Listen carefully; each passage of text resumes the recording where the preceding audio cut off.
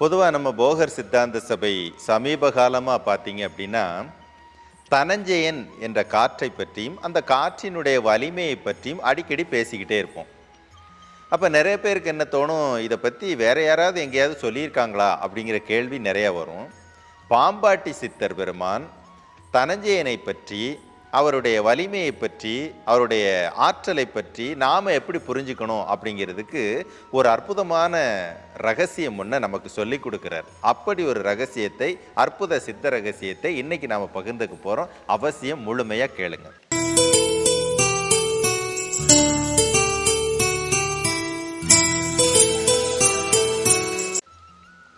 அண்டபிண்டம் தந்த எங்கள் ஆதிவேந்தனை, அண்டத்தையும் பிண்டத்தையும் தந்த எங்கள் ஆதி முதல் வேந்தன் அப்படிங்கிறார், அரசனேன்னு சொல்றார்.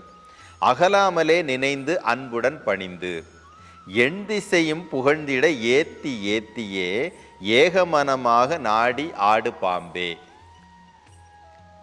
அதாவது அண்டத்தையும் பிண்டத்தையும் தந்தவன். நம்ம உடம்புல அண்டம்ங்கிறது கழுத்துக்கு மேலே இருக்கிற பகுதி, பிண்டம்ங்கிறது கழுத்துக்கு கீழே இருக்கிற பகுதி, ரெண்டையும் இணைக்கக்கூடிய பகுதி கண்டம். அண்டத்தையும் தந்தவன், பிண்டத்தையும் தந்தவன். அவன் சும்மா சாதாரணம் இல்லை, அவன் தான் ஆதி வேந்தன். ஆதின்னா தொடக்கம், முதல்னு அர்த்தம். நம்ம உடலில் கரு என்ற பெயரில் முதலாக உள்ளே நுழைபவன் அவனுடைய பெயர் தனஞ்செயன். அவனுக்கு பின்னாலே 4 உள்ளே வர்றாங்க. அந்தர்யாமி, பிரபஞ்சனன், முக்கியன், வைரவன். இந்த 4 பேர் சேர்ந்து தான் இந்த ஒட்டு மொத்தமாக உடலவே கட்டமைக்கிறாங்கன்னு சொல்லிட்டு சித்தர்கள் சொல்லி, அந்த 4 பேர் என்ன சொல்கிறாங்க, தலையெழுத்து. அதாவது முதல் வரும் பொழுது அவர்களுடைய வருகையின் வலிமையை பொறுத்து நம்முடைய வாழ்க்கை அமையும், உடல் அமையும் அப்படிங்கிறது தான் தலை, முதல் எழுத்துன்னு சொல்லிட்டு. அப்போ தனஞ்செயன் உள்ளே நுழையும் போது தனஞ்செயனுக்கு கீழே முக்கியமாக 4 வேதங்கள் என்ற பெயரில் 4 பேர் உள்ள நுழைகிறாங்க. அப்படித்தான் இந்த அண்டமும் இந்த பிண்டமும் உருவாகுது. ஒட்டு மொத்தமாக பேசுனா இது அண்டம், இது பிண்டம். உடம்புல பேசணும் அப்படின்னா அது பேரண்டம், இது சிற்றண்டம், இது பிண்டம். அப்படித்தான் கணக்கு. அப்போ பாம்பாட்டி பகவான் என்ன சொல்றாருன்னா, அண்டத்தையும் பிண்டத்தையும் தந்த எங்கள் ஆதி வேந்தனை. முதல்ல அந்த ஆளு தான் ஏன் உள்ள நுழைஞ்சான், அவன் தான் ஏன் அரசன், ராஜா. அவனை அகலாமலே நினைந்து, அவனை பத்தின சிந்தனை மறந்துடாத, மறக்காம அதையே நினைச்சிக்கோ. ஏன் நினைக்கணும், அப்படி நினைச்சாதான் அந்த தனஞ்செயன்னா யாரு, அவனுடைய வேலை என்ன, இல்லறத்தில் இருக்கக்கூடியவர்களுக்கு தனஞ்செயன் எப்படிப்பட்டவனாக இருக்கிறான், யோகத்தில் இறைவனை பார்க்கணும்னு நினைக்கிறவங்கிட்ட, இறைவனாக இணையணும்னு நினைக்கிறவங்க கிட்ட அவன் எப்படிப்பட்ட குணத்தில் இருக்கிறான் அப்படிங்கிறது உனக்கு தெரியும். அதனால அவனை பற்றின சிந்தனையை வாழ்க்கையில் மறந்துடாத. எண் திசையும் புகழ்ந்திட ஏத்தி ஏத்தியே, 8 திசையும் புகழ்ந்திடும் அளவிற்கு நினைச்சிக்கிட்டே இரு, விட்டுறாத, நினைப்ப மாற்றவே செய்யாத. ஏகமனமாக நாடி ஆடு பாம்பே, ஒரே மனசை அதை தேடிக்கிட்டே ஆடு பாம்பேன்னு பாம்புகிட்ட பேசுறார்.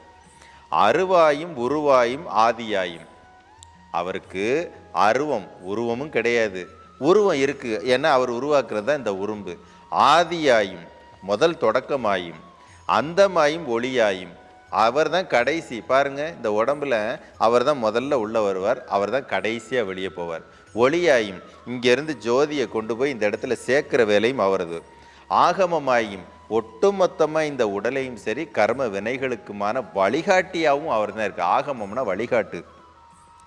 திருவாயும் குருவாயும், இறைவனாக பார்த்தீங்கன்னா அவர் இறைவனாக இருப்பார், வழிகாட்டியாக பார்த்தா அவர் வழிகாட்டியாக இருப்பார், அப்படியும் அவர் இருக்கிறாரு. சீவனாயும் தெரிந்த, ஒட்டுமொத்த உடம்புக்கும் இயக்கத்துக்கு காரணமான ஜீவனாகவும் இருக்கிறார் அவர். அப்படி ஒரு வஸ்து உடம்புக்குள்ள இருக்குங்கிறதையாவது தெரிஞ்சுக்கோ.